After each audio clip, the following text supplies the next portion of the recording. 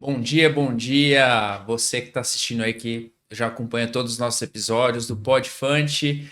Hoje mais um episódio especial. Esse episódio, antes da aprovação da reforma tributária, meus cabelos eram pretos, a minha barba também. E hoje vocês estão vendo aí que depois da reforma, Já eu não ficou sei como é que vocês não estão com os cabelos brancos e com poucos cabelos que nem eu, mas hoje o assunto é falar da reforma tributária.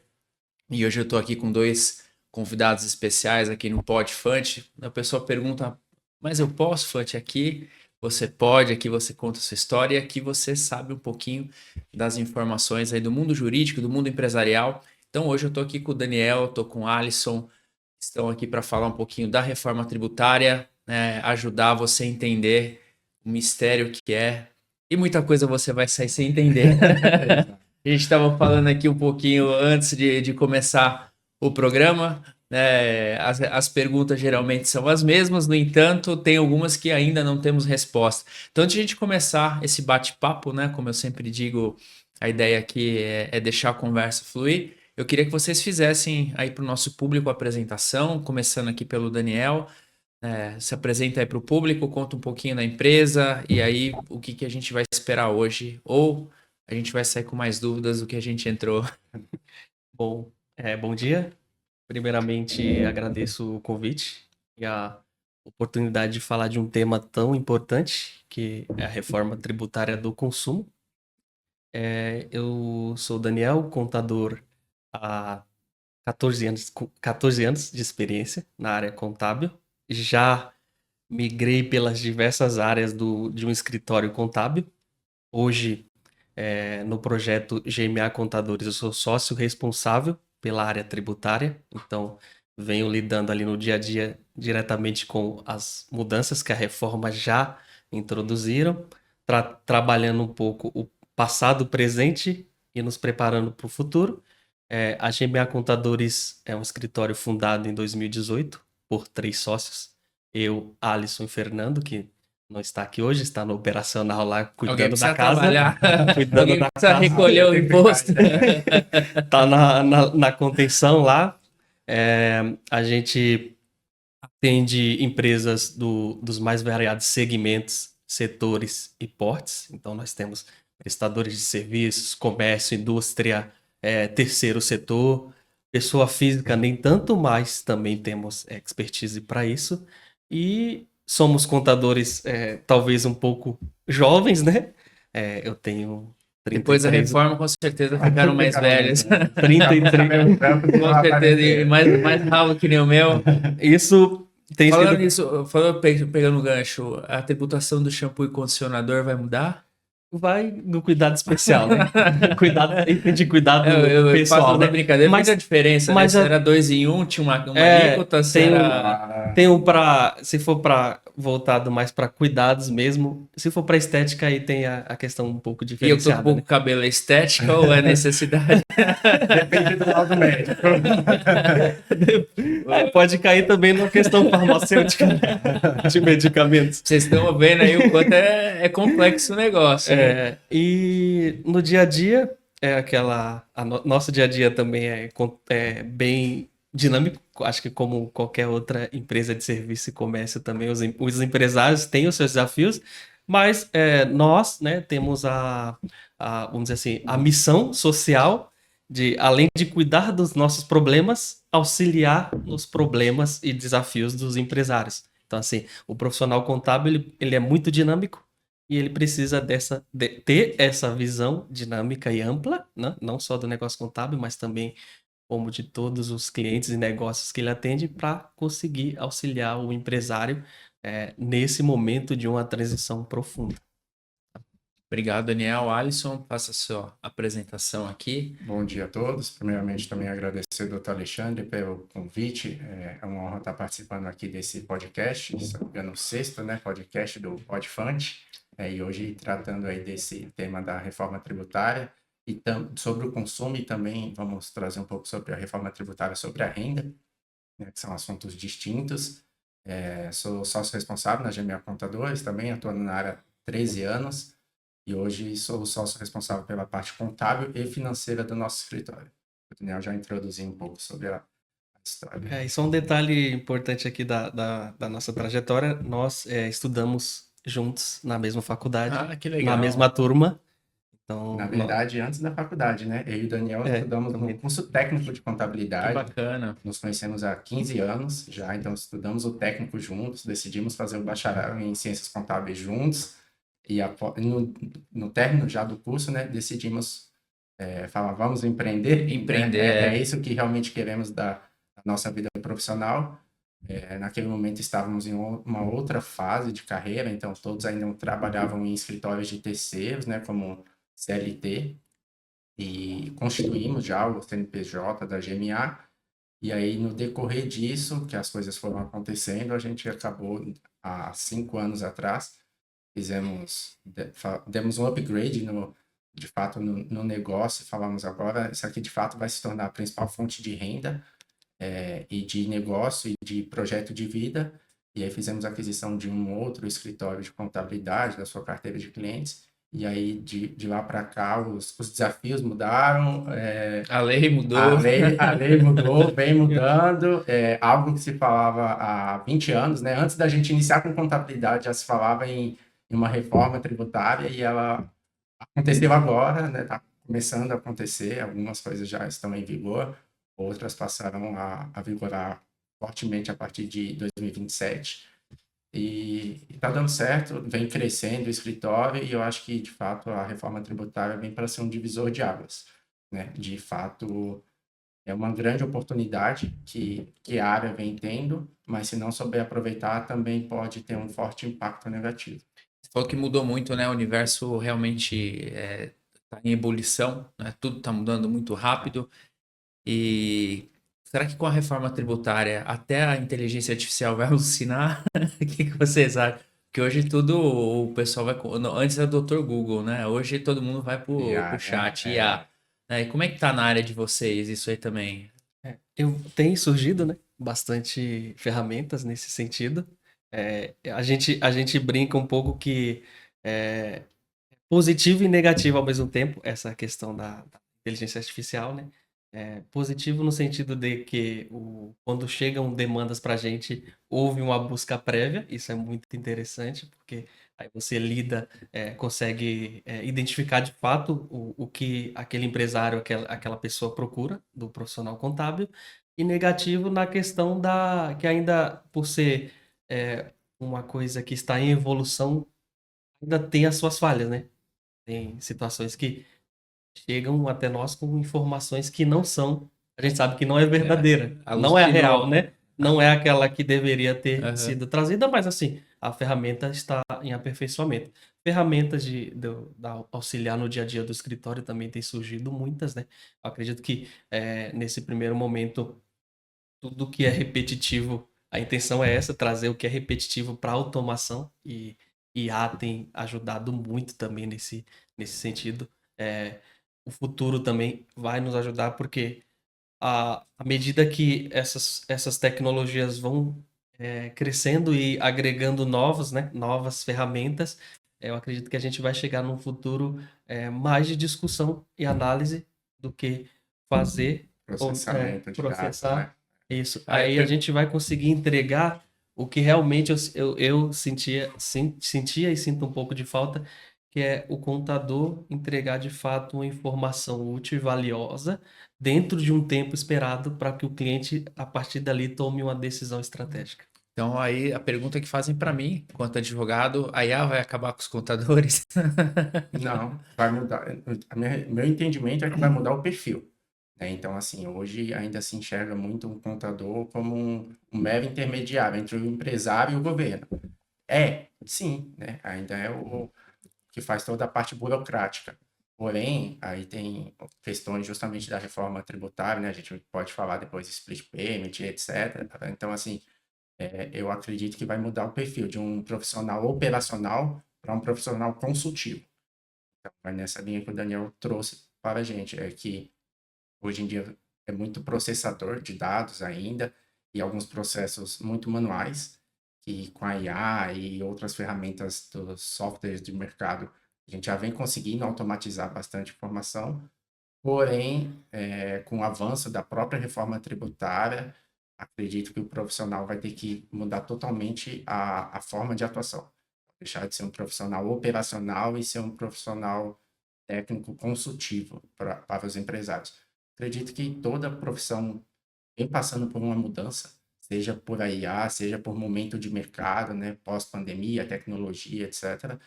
E tem que se adaptar. Quem não se adaptar, de fato, vai perder mercado. Isso aí. Então, você que acha que, né, a IA vai substituir advogado e contador, não vai ser dessa vez. Então, como a gente sempre fala, né, o profissional que não souber de inteligência artificial está fadado realmente a ficar fora do mercado. Aí sim. Então, a inteligência artificial está aí para ajudar e resolver, principalmente em momentos como esse, né, que a gente vive aí uma incerteza, vive aí um momento de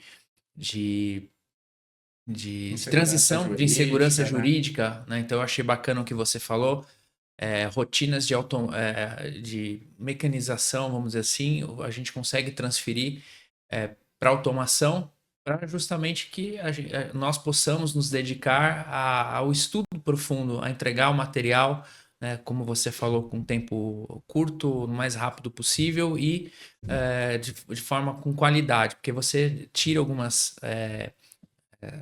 atuações mecânicas que você perdia com burocracia, a ferramenta faz automação, agiliza e sobra mais tempo para poder Já na aprofundar, cabeça. de fazer análise e entregar um resultado melhor. E especialmente por conta, eu acho que a grande mudança, a gente sempre fala, desde dos meus tempos de faculdade, quando a gente estava direito tributário, né, se falava da tributação em cascata, né? Vai lá o PIS, o COFINS, vai incidir sobre ICMS, etc.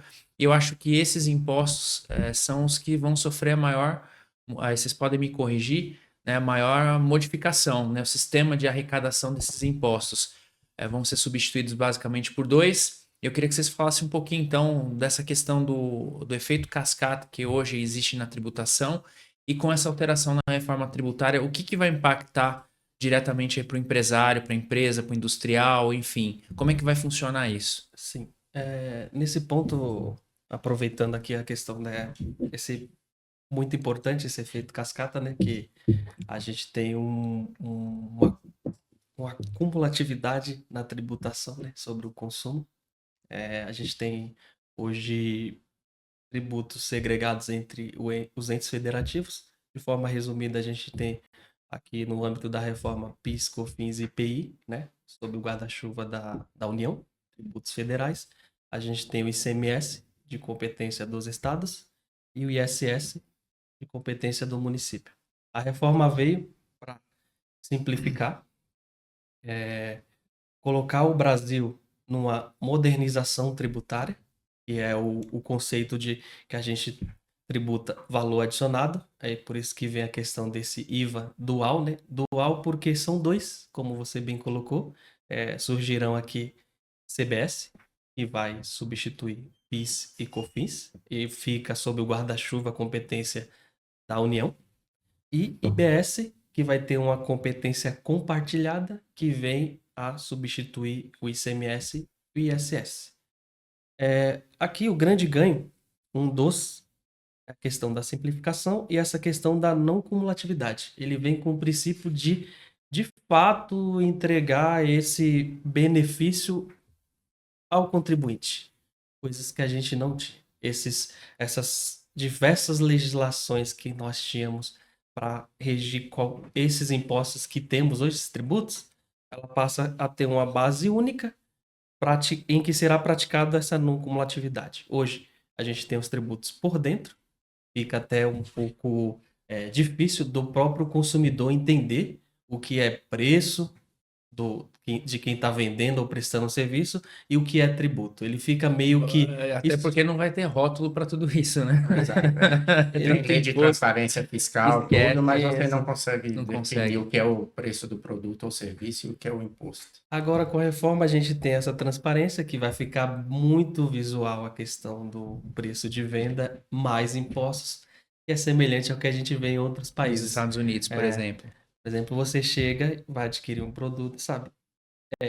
Preço mais impostos. Eu acho que isso vai trazer uma responsabilidade também social e tributária para a própria população, que vai começar a enxergar de fato o quanto os entes federativos arrecadam em cima do meu consumo, do meu Será que eles custo vão de ficar mais vida. bravos? Olha, Consumidor? Com certeza, porque agora fica muito claro. Pode até trazer, igual o Daniel comentou, até uma responsabilidade, porque ao invés de você comprar um produto por 100, enxergar que é 80 mais 20 de impostos, pode ser que você fale, não vou pagar 20 de imposto nesse produto. E até, a depender do caso, desista da compra. Pode vir a acontecer isso. isso pode ser também, se for algo que não é trivial para aquele momento, né? Então, assim, pode ser postergado aquele consumo. Mas o principal ganho disso é social, nesse sentido, da transparência, de fato, é uma questão que vai trazer muita transparência. E para o empresário, são formas de se organizar. Ou seja, ele vai ter que trabalhar ali uma precificação diferente, porque a gente sai de uma base que é por dentro e a gente cai na CBS e no IBS por fora, né? Ou seja, o preço que eu cobro, o tributo já incide sobre aquela base, eu não preciso fazer aquele malabarismo para jogar o imposto para dentro do preço final. Isso tende a acabar agora com a implementação da reforma. Vai ficar mais prático, justo, visual para todos e também a questão do que eu posso recuperar em relação ao que eu consumo, né? Então, por exemplo, vamos colocar aqui um escritório de advocacia. Eu tenho um aluguel, eu tenho material de consumo, eu tenho internet, energia, água, Software. software, isso é marketing, isso tudo me passa a gerar um crédito, mesmo que mínimo. Então, eu consigo, dentro da reforma, a depender do regime que eu esteja enquadrado, ainda de forma a otimizar essas aquisições para que diminua a minha carga tributária final. Mas, né, a gente sabe que isso já é amplamente discutido. A reforma ela nasce com um conceito de neutralidade tributária, e isso é muito explícito no próprio projeto. No entanto, é uma neutralidade tributária ampla, né? Então, se a gente pega serviços, comércio, indústria, vão compartilhar da mesma base, da mesma alíquota tributária, né? A alíquota dos dois vai incidir sobre todas as atividades. É, e isso traz um reflexo que as alíquotas que a gente vê que serão praticadas, elas trazem um aumento expressivo para o setor de serviços. Se a gente pensar que uma alíquota padrão que é projetada de 26 a 28, então, isso impacta diretamente as empresas de serviços que não possuem uma cadeia longa, ou Sim. seja, você não vai aproveitar daquele residual tributário e, consequentemente, a sua alíquota final efetiva, ela tende a ser maior. Então, assim, o desafio do empresário no setor de serviços, aqui No colocando nosso. como a gente Mais afetado. otimizar encurtar, acho que essa questão comercial, né, com o nosso relacionamento com o cliente, trazer clareza, trazer que, de fato, vai ter um aumento de carga tributária. Eu, como prestador, não vou poder absorver sozinho, mas em conjunto a gente pode trabalhar formas de otimizar esse crédito que você também, consumidor, terá ao contratar os meus serviços. Então, o desafio vai ser aqui uma forma de não nenhum lado absorver todo o peso da reforma tributária quando ela tiver na sua amplitude.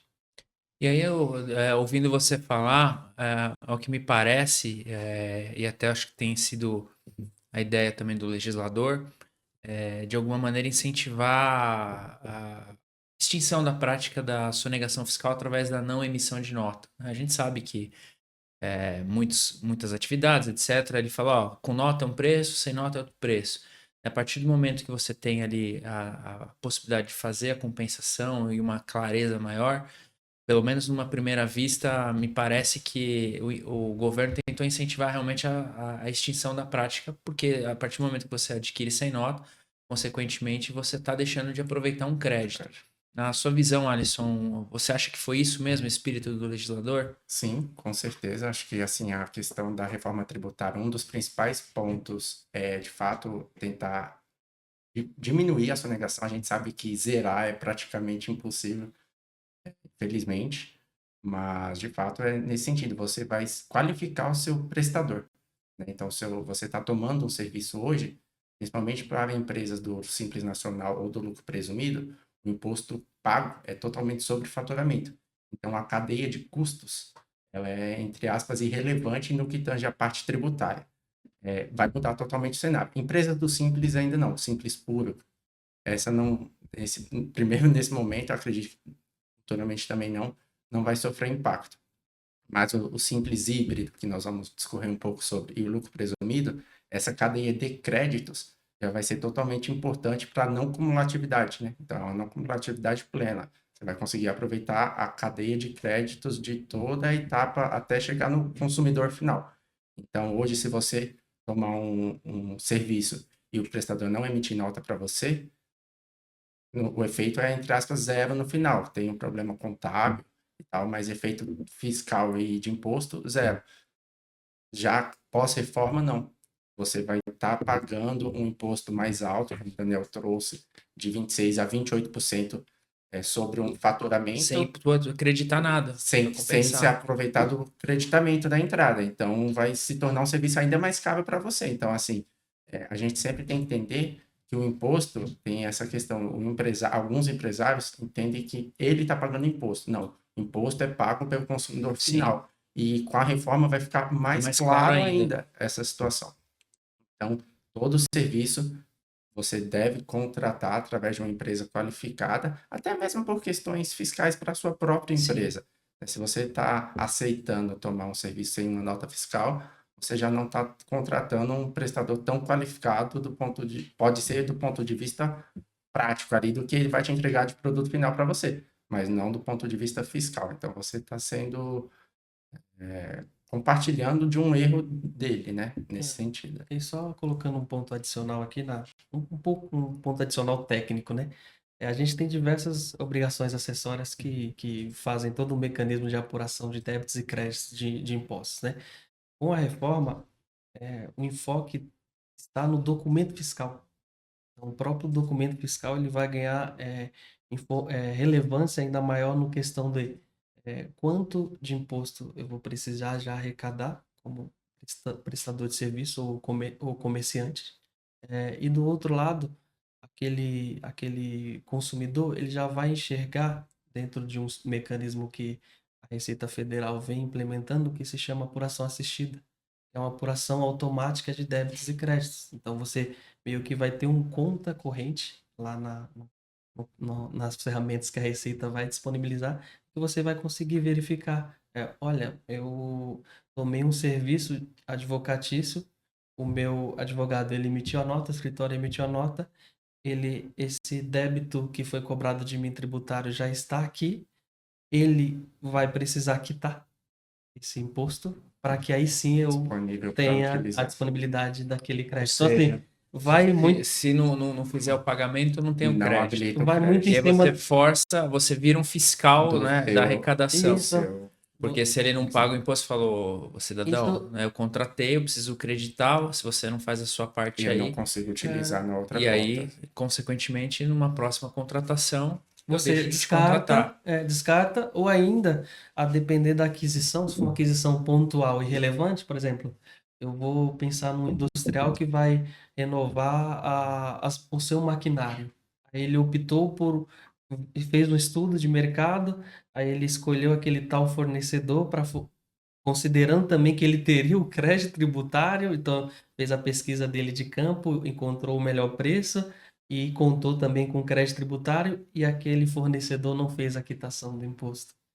Ele perde uma parte relevante daquilo que fez com que ele adquirisse o preço também de compra, né? daquele fornecedor. Então, assim, vai ter um processo, sim, fiscalizatório. Eu acredito que em alguns casos... Mas transferiu muito a responsabilidade, né? Transferiu. É o que você falou, imagina numa indústria, né, um crédito grande de imposto, aí você faz uma cotação, às vezes uma diferença não tão significativa, mas contando com o aproveitamento do crédito, né, se torna mais interessante. Aí a outra parte não faz Aí no final o produto vai ficar mais caro do que se ele tivesse adquirido. Exato. Então vai acabar tendo uma seleção natural aí. A Receita está lançando também uma plataforma que vai ter uma base ampla de informações sobre outras empresas, né? Qualificação e etc. Então isso vai ajudar bastante Tem um também. rating, né? O rating.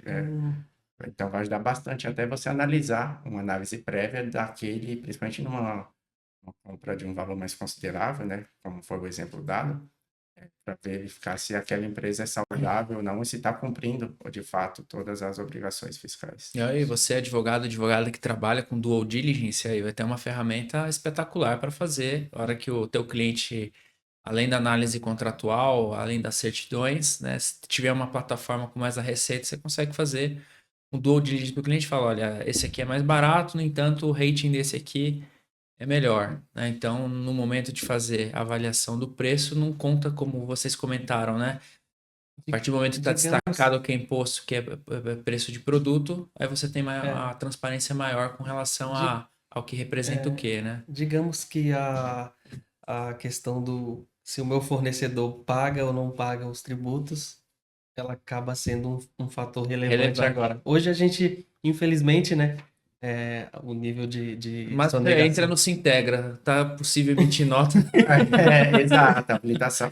Há poucas empresas, gente, até por política mesmo, e aí vai ter uma requalificação completa agora da sua cadeia de fornecedores, por N fatores de regime tributário, principalmente. Acho que isso vai ser muito importante. Mas algumas empresas ainda pedem certidão negativa e etc. Aí não vai fazer muito mais Mas sentido. não, agora o que vale é de fato o pagamento do imposto, né? Pagou é o critério para contratar, né? Tá lá, Exato. recolhe direitinho, rating bom, né? Isso. 5 estrelinhas, igual Uber, né? 5 estrelinhas, É né? isso. Viagem, 200 mil viagens, 5 estrelas, Com tá bom, certeza. né? E outra dúvida que sempre surge também, dentro do que você está falando, sempre me perguntam, hoje a gente tem a questão da ST, né? Substituição tributária. Se isso vai ter alguma modificação, porque a gente sabe que algumas atividades, por exemplo, posto de gasolina, né? Quando você vai pôr lá na bomba, a distribuidora já recolheu aquele valor, né, que possivelmente seria o valor do tributo lá na ponta. Como é que vai ficar esse mecanismo com a reforma tributária? A gente já vê muitos movimentos da substituição tributária já se extinto, e é um processo que vai ocorrer naturalmente. Alguns segmentos da economia vão ter uma tributação diferenciada. A gente tem esse caso dos próprios combustíveis. Como tem essa preocupação imensa em não aumentar a carga tributária, e a gente sabe que o combustível é um ponto muito sensível na economia, que gera inflação em cadeia. Então, assim, os postos de gasolina, quem trabalha com essa parte de combustível vai ter um regime diferenciado. Então, assim, também buscando a neutralidade. Mas é certo que a substituição tributária ela vai chegar ao final. Chega, tá com Graças a seus Deus. dias contados. Sim, é muito Porque é muito complexo. complexo, né? Às vezes você vai ter um posto de gasolina aqui e outro aqui. Aí você pega aquele sem bandeira, que vende aquele combustível, né, duvidoso, e por questão de sobrevivência, às vezes você tá cobrando o valor que nem é, que não se coloca nem margem de lucro para você poder competir. No entanto, o seu distribuidor, né, recolheu considerando uma margem de 5%, né, que é uma margem alta para o posto de gasolina. E você pagou 5% a mais, mas está vendendo um valor menor. E o processo para você realizar essa compensação do que você pagou a mais de tributo é extremamente complexo, né? Então, quando você fala de chegar realmente ao fim, eu acho que fica muito mais fácil para o empresário, para o comerciante. Eu falei posto de gasolina, mas a gente pode falar o mercadinho, a padaria, enfim, várias atividades que estão sujeitos a isso, né?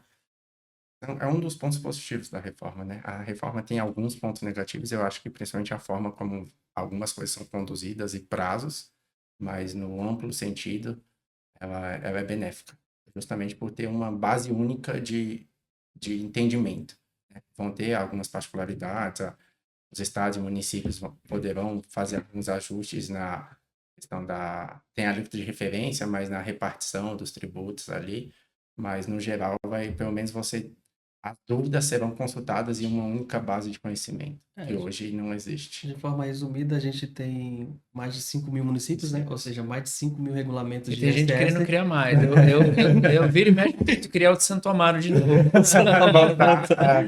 Vai tirar Santa Mara Eu tô tentando, mas eu acho que o prefeito não vai gostar muito, não. Mas enfim, deixa isso para um outro podcast. E 27, né, estados, né, considerando aí o Distrito Federal.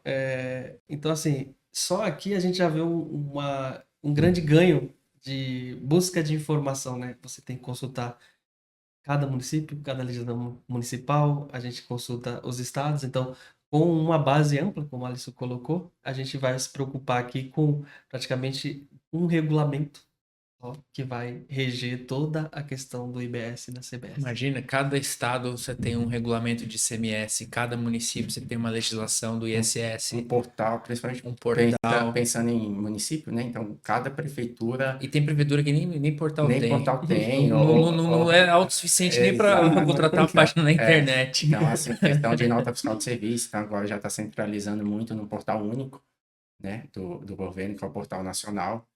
Então, até as grandes prefeituras ainda ficaram no início do ano, algumas pequenas já foram, em 1 de janeiro já partiram para esse portal nacional, e agora as empresas do Simples Nacional, até das grandes prefeituras, inclusive São Paulo, a partir de 1 de setembro, Isso, 1 de de setembro estarão obrigadas a emitir nota fiscal de serviço pelo portal nacional. Então, já unificando a base também. Então, você vai ter tudo em uma única base e um único layout, né? Que hoje é uma dificuldade, inclusive, para os softwares. Cada empresa tem um layout ou uma forma de geração de arquivo. Antigamente tinha TXT e agora transformando tudo em XML também, que já era padrão na nota fiscal de consumidor, né? De mercadorias. Agora também estão trazendo essa unificação de layout, de geração de arquivo digital, né, que é o XML, também para as notas de serviço. Então, fica o recado, né? Advogado e prestador de serviço Do Simples dos Nacional. optantes pelo Simples Nacional, a partir de Levanta a mão. 1º de setembro, né? Vai ter que ter essa adaptação da forma da emissão da nota fiscal de serviço. Então, Aí, Cláudia. sai do nosso famoso aqui em São Paulo nota do milhão e Nota vai do para o milhão. portal Eu nunca vi esse nacional. milhão, gente. Mas isso não existe, é igual cabeça de bacalhau. Não viu em uma única nota, né? Não, nunca vi. Já é um ponto de reflexo da reforma, né? Que eles vêm implementando situações e passos que a gente já precisa se atentar já dentro de 2026. Apesar da gente falar reforma de 26 a 32, né? Começando aí um impacto relevante em 27, né? Que é a introdução integral da CBS. Então, isso já é uma realidade para 27. Mas a gente tem essa colher de chá do ICMS e do ISS que vai de 29 a 32. Então, assim, pro ISS e pro ICMS... Passa rápido, hein, gente? Não vai deixar pra última hora, né, para se adaptar, porque depois fica uma loucura. E colocando aqui a questão da advocacia, é um ponto muito relevante a questão do ISS fixo, né? A gente sabe que tem esse ISS com regime diferenciados para sociedades, né? De profissionais. Então, assim, a gente perde isso, infelizmente. Vai ter esse período de transição 29 a 32 e ao final de 32, a partir de 33, a gente imagina, já é certo que esse benefício acaba. Essa questão de recolher o ISS fixo acaba. A gente já tem o incremento da CBS agora, já em 27. Então, se a gente pensar numa empresa que recolhe PIS e COFINS, no escritório de advocacia optante pelo lucro presumido, por exemplo, ele vai trocar 365 por uma alíquota estimada de 9. Então, já tem um incremento, mas não é a parte mais relevante ainda, porque depois a gente vai ter o IBS numa alíquota estimada em 17, 18, entre 17 e 18, imagino. E aí a gente, justamente, é esse IBS que vai tomar o lugar do ISS fixo. Então, para prestador de serviço, ainda os que possuem algum tipo de benefício na legislação fiscal, acaba sendo muito mais prejudicial. E falando nisso, puxando esse gancho, né, que eu acho que é a outra grande dor de cabeça, no momento, hoje a gente faz um estudo muito, posso chamar até de mais superficial, com relação por optar ou pelo lucro real ou lucro presumido. Com a reforma tributária, eu entendo pelo que vocês estão falando que talvez essa opção de escolher um regime ou outro tenha que ser muito mais estudado. Então, eu queria saber de vocês como é que fica isso na prática para o empresário, ou para o advogado, ou para o empreendedor definir qual sistema, qual regime tributário que eu vou optar. O lucro, existem hoje 3 regimes tributários no Brasil, né? Simples Nacional, lucro presumido e lucro real. Trazendo aqui para o escritório de advocacia, Lucro real, ele é mais utilizado pelas grandes bancas, né? Então, obrigatoriamente, nesse regime tributário, acima de 78 milhões, no caso do FUND. Então, eu falo, meu sonho é pagar 27,5% de imposto, pagar 275 mil de imposto de renda, é meu sonho. Então, eu vou estar ganhando 750. Então, basicamente, assim, é uma minoria mesmo dos escritórios de advocacia que estão sob o regime do lucro real. E os que estão, com certeza, pela obrigatoriedade do faturamento. Grande maioria das empresas no país, e aí de modo geral, acho que 90% são optantes pelo Simples Nacional. E para o escritório de advocacia também é vantajoso. Depende, lógico, do faturamento, mas normalmente até o limite de faturamento do Simples Nacional no âmbito geral, tanto estadual, municipal e federal, até 3 milhões e 600, ainda é vantajoso a alíquota do Simples Nacional. Teria que fazer algumas outras simulações, caso a caso, mas de regra geral, o Simples Nacional é mais vantajoso. O lucro presumido vai se tornar, já era mais vantajoso o Simples, e o lucro presumido ele vai se tornar ainda mais caro, pelo que o Daniel comentou.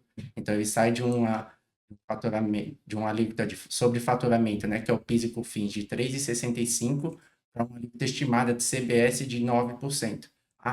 Podemos falar, mas tem a não cumulatividade.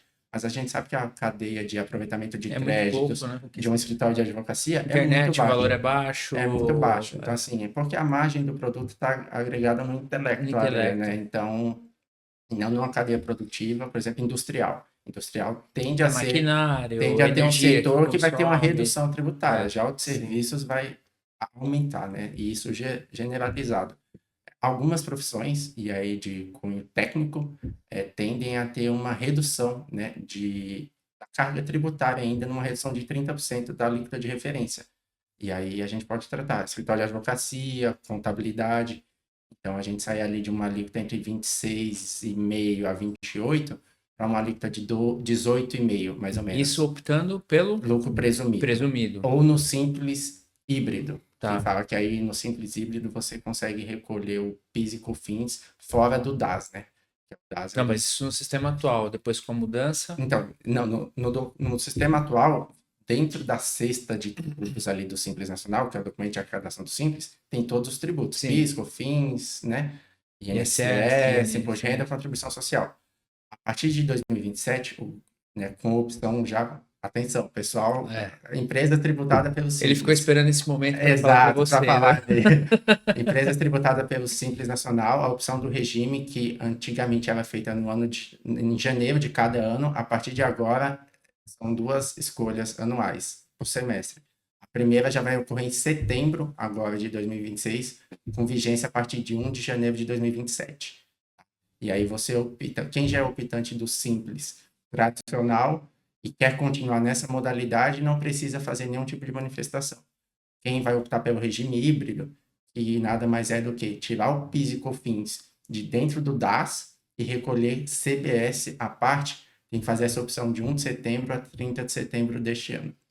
Ou seja, tem que sentar com o contador, fazer conta. Uma análise tributária e entender cadeia de custo, seu cliente final, principalmente. Quem é seu cliente? B2B, B2C? Isso é extremamente importante na escolha do regime tributário. Tá? Na maioria dos casos, considerando aqui a realidade dos escritórios, tiro muito também pelos escritórios de contabilidade, são empresas de pequeno, micro e pequeno. Vamos colocar aqui a maioria. Essa situação aqui vai colocar as empresas que já são optantes pelo Simples e têm essa característica numa decisão de permanência. Porque a gente está discutindo aqui que os créditos são poucos, porque eu dentro do Simples e sendo permitido que eu continue com esse regime, faria a transição para esse recolhimento da CBS por fora da modalidade do Simples Nacional. Não faz tanto sentido, né? Analisando de forma interna o negócio, a questão da estrutura de negócio. Então, assim, até um ponto vamos dizer assim, de tranquilidade para esse empresário que tem essa característica, ele pode permanecer no Simples Nacional sem movimento. Aí ele tem um tempo maior para analisar também essa questão. Vamos ver como a reforma vai entrar. A gente tem questão de pré-candidato até já comentando que poderia suspender a reforma, que poderia mudar pontos da reforma. Então, assim, é muito inseguro no Brasil a gente já trilhar um cenário único. Definitivo, né? Então, eu aguardaria, se eu tivesse essa colher de chá, por exemplo, escritório de contabilidade, vamos analisar. Por que eu mudaria de regime? Sairia do simples e partiria para um simples misto, híbrido, como estão colocando aqui. Depende mais de fora do que de dentro. E a gente sabe que fora também estão todos correndo para lá e para cá para entender como que vai funcionar essa reforma a fundo, para que eu tome minhas decisões. Então, nesse caso, o empresário não teria por que trocar um percentual que no Simples Nacional é mínimo. Então, na primeira faixa, só para colocar aqui um dado de 0 a 180 mil anual, que deve abarcar Muita uma coisa. galera, bons advogados que principalmente trabalham de forma, como ser, autônoma, mas com CNPJ individual, né? É. Não tem uma estrutura.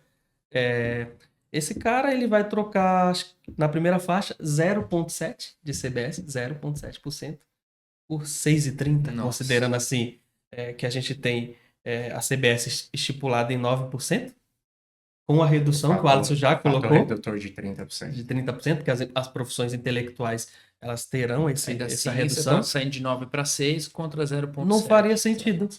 Não faria sentido. A não ser que um fator externo faça com que ele tome essa decisão. Que seria o quê?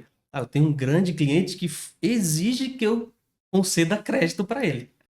Aí outra já história. é uma questão externa e não interna. Mas se ele já puder analisar essa questão e falar, olha, eu só presto serviço para pessoa física. Pessoa física dificilmente vai ter a questão de ela vai exigir aquele crédito. Então, por exemplo, Você vai emitir a nota pro forma por conta mas não tem aproveitamento. Então, ele é o consumidor final. Não, já, o consumidor, então ele já eu trabalho, pagando. faço previdenciário, vou trabalhar para Pronto. BCP Loas, etc. Eu vou emitir nota mais prefeito de Tributário, da minha né? parte, não Exato. por conta do cliente. Então, você vai no sentido de que todos estão pensando que vão ser impactados pelo regime normal da CBS, estão pensando em aumento de preço, você não. Você pode ficar parado e já vai ter uma vantagem, desde que você faça essa lição de casa. Olha o meu interno, tudo ok. Olha o meu externo, presto serviço só para pessoa física. Aí não faz Por que eu sentido mudaria? nenhum. Né? Então... E aí, você falou do interno e externo, né? Então vamos imaginar que o colega ele passou a prestar serviço que a empresa passou a exigir, e aí ele aumentou, obviamente, o faturamento dele, e aí entra naquela outra questão, né, já que está em vigor, que é o teto da não tributação do dividendo. Como é que fica isso? Qual que é a preocupação hoje e como tem funcionado isso na prática desse teto do dividendo? Só colocando aqui que a tributação de dividendo ela foge um pouquinho do consumo, né? Porque a gente está falando tanto de reforma e pensa que é só um pacote, né? Mas a ideia da tributação dos dividendos, ela vem na questão de reforma da renda.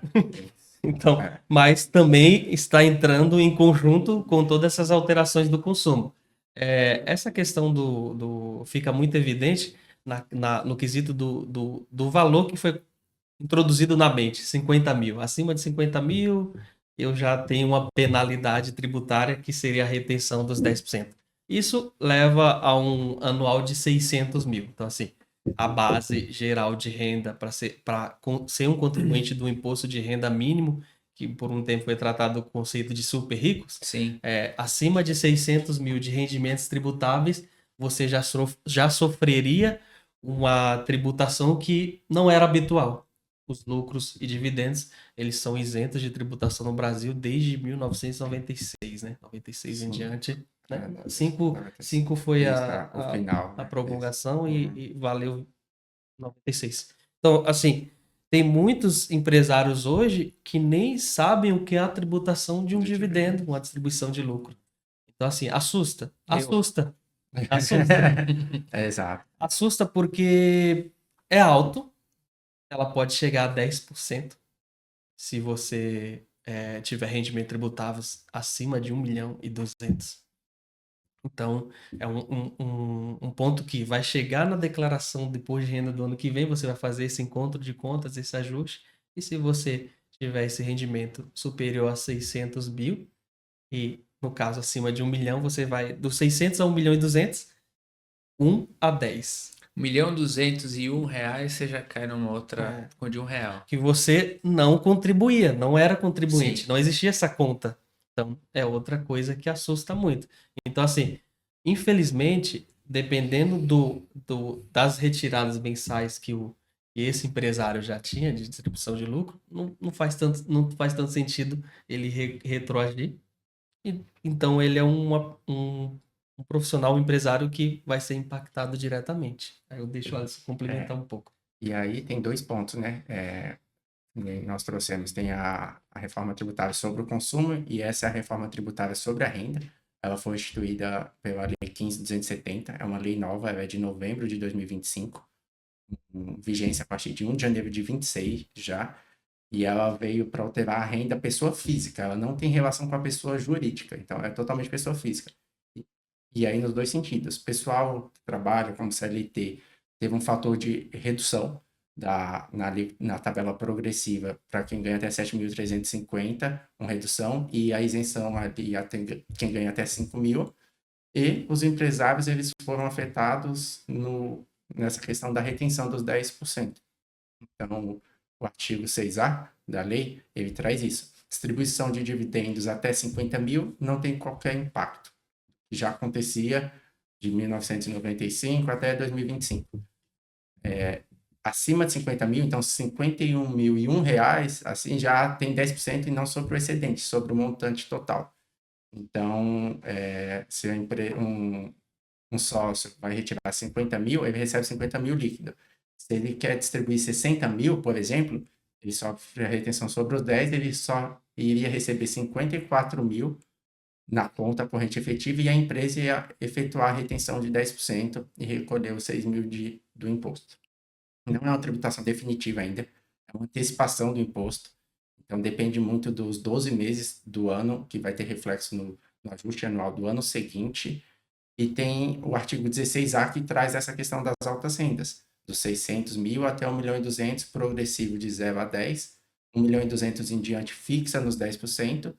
E aí, trazendo um exemplo hipotético aqui, o FANT tirou em janeiro de 26, 500 mil reais de distribuição de lucro. Ele vai receber 450 só, 50 mil vai ficar retido e não vai receber mais nada durante todo o ano. A Cláudia vai falar, Fante, você já gastou sua cota. Você não pode tirar mais nada esse ano. Nada de retirada para você. Nada de rendimento tributável. E aí, hipoteticamente, ele não tem nenhum outro rendimento. Prolabore, aluguel, aplicação financeira, não tem nada. Quando chegar no ajuste anual de 2027, ele vai declarar aqueles 500 mil recebidos de dividendos e ele vai ter tido 50 mil retido. Esses 50 mil serão passíveis de restituição. Então, não é um imposto definitivo esses 10%. Ele é uma antecipação do tributo. E um outro exemplo seria se a retenção ela ocorre de um mesmo CNPJ para o mesmo CPF, no mesmo mês. Vamos supor que o PANT, e aí a questão dos advogados ainda tem alguns impeditivos de ser sócio de duas empresas Sim. no mesmo estado e etc, né? Mas vamos supor que não fosse, principalmente tirando um pouco da advocacia, rapidinho, que ele fosse sócio de duas empresas e recebesse 50 mil de cada uma, mensal fixo por mês. Daria fontes pagadoras diferentes e não sofreria retenção de nenhuma. Ao término do ano, somado as duas empresas, teria um rendimento anual de 1.200.000. Ou seja, no ajuste anual, teria que ser pago 120 mil de imposto. Porque não sofreu retenção mensal, mas no ajuste anual, na tributação de altas rendas, esse valor do imposto ele é devido. Então, ou seja, se eu tenho duas empresas, eu tenho uma administração de imóveis e um escritório de advocacia. Aí eu tiro 50 todo mês de cada uma, aí em tese não tem nenhuma retenção, mas lá no final, no ajuste, soma. Soma. E aí ponto até de estudo tributário para os contribuintes, o ajuste anual também sofrerá, né, porque a entrega será somente no ano que vem, alguns ajustes também. Então, hoje, alguns rendimentos não compunham a base de cálculo do imposto, né, só rendimentos tributáveis. A partir de 2027, outros tipos de rendimentos serão somados para as altas rendas. Então, dividendos, prolabore, rendimentos de aluguel, alguns rendimentos de aplicação financeira.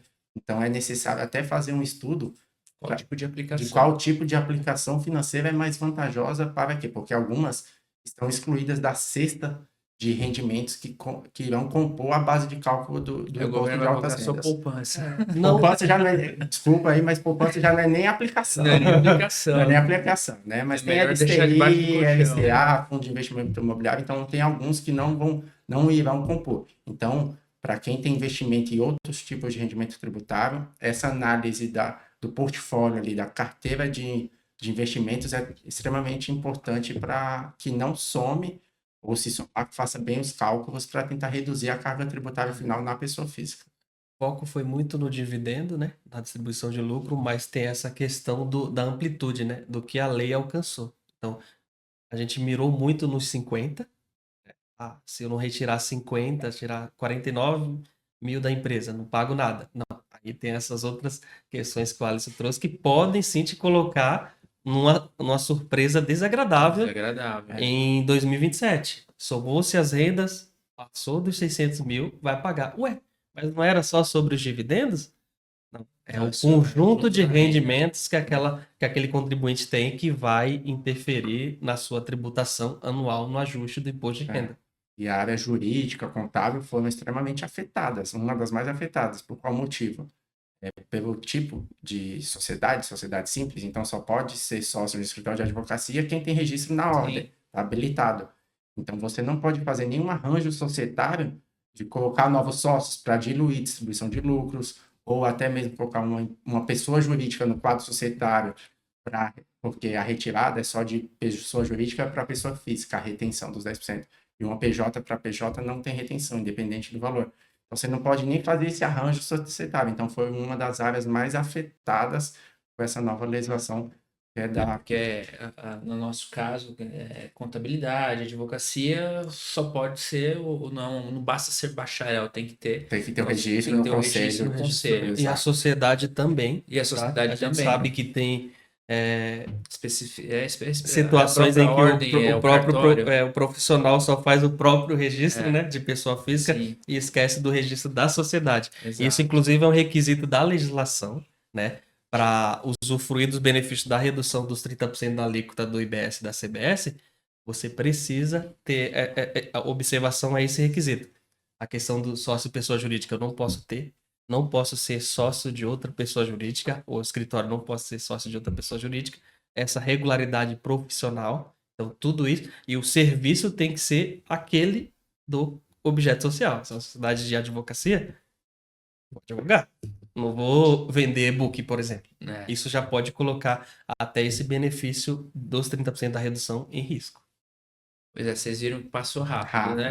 Rápido demais. Tem assuntos, tem nada muito profundo. Se aprofundar, vai 30 dias. Aí a gente já vira minissérie no streaming, né? Já pode comercializar o streaming. Um curso online. Então, você vê, a gente acabou fluindo a conversa aqui, como sempre, né? Sem... Numa pauta específica, a gente foi falando um pouquinho de consumo, aí falamos agora um pouquinho da renda, mas agradecer vocês aí por estarem conosco aqui hoje. No segundo semestre, lá pro finalzinho, acho que a gente pode voltar para um novo episódio, porque aí a gente já está sentindo um pouco do calor, outras mudanças, né? Hoje é o último dia de imposto de renda da pessoa física, então quem não último dia, quem não declarou ainda até às 23h59, 29 de maio, aproveita. Quem não foi, corre, liga para o contador que ainda dá tempo. 23h59, né? 23h59, 59 ainda dá para dar o enter, depois esquece. Depois disso, prepara a multa. Quer deixar o contato de vocês? Quem ainda não fez, aproveita. Obrigado pelo convite, pela participação aqui, né? Por poder participar do seu podcast. Quem ainda não segue no Instagram, @gmacontadores. E espero que, se ficou alguma dúvida ainda, pode entrar em contato lá pelo direct, que na medida do possível a gente vai tentando responder. Só não deixa para a última hora, não deixa a gente estar aqui 10 da manhã, 11 da manhã. né? Então, por Ainda favor, dá para atender, dá viu? para atender, mas aí o preço vai ser mais caro. Mais caro. É o preço da conveniência. Exato. Então, obrigado, Eu Daniel. agradeço, Fante. Ó, nem foi preciso. Tá Ainda tem vendo? muito conteúdo aqui. Eu trouxe uma aula, pessoal. Eu trouxe aqui uma aula. Claro, fico à disposição para o próximo, né? Com certeza seria interessante quando a gente tiver maior clareza aqui da questão principalmente da alíquota. Alíquotas, exato. Seria interessante a gente fazer um próximo aí sim, com talvez um pouco mais de números e cenários, mas também a GMA fica à disposição para quem quiser fazer algum tipo de consulta individual, simular cenários de forma individual, porque cada empresa é uma empresa, cada empresa tem a sua realidade. Eu acho que isso é uma análise muito particular, então a gente fica à disposição para auxiliar nesse processo, nessa tomada de decisão, se eu permaneço autônomo, se eu constituo um CNPJ, vou para o Simples, se do Simples eu passo para o lucro presumido, se do lucro presumido eu volto para o Simples. Então, assim, nossa equipe está preparada para auxiliar nesse processo, nessa tomada de decisão, que será muito importante. É isso aí. Então, você que assistiu aí ao nosso episódio, muito obrigado. E a gente falou de tributo e doeu menos do que tirar band-aid, né? Eu tenho certeza que você vai aí refletir, vai pensar, tem muita coisa ainda para acontecer nessa área tributária, mas a nossa função aqui também é orientar, passar para vocês essas informações e voltamos em breve, né, para falar um pouquinho mais, um cenário um pouco mais concreto, mas eu tenho certeza que hoje, pelo menos, as principais dúvidas você conseguiu esclarecer, conseguiu ter um norte de como seguir. Nossa função foi essa, né? Pode Fante entregar um material que me deixe menos traumatizado? Sim, a gente entrega, a gente pode. Então, agradeço vocês aí por terem compartilhado a nossa audiência. Compartilhe esse vídeo com seus amigos, compartilhe esse vídeo com outros empresários que você conhece, porque eu tenho certeza que vai ser útil. A nossa missão é essa. Agradeço mais uma vez, excelente fim de semana e não perca os próximos episódios do Pod Fante. Obrigado.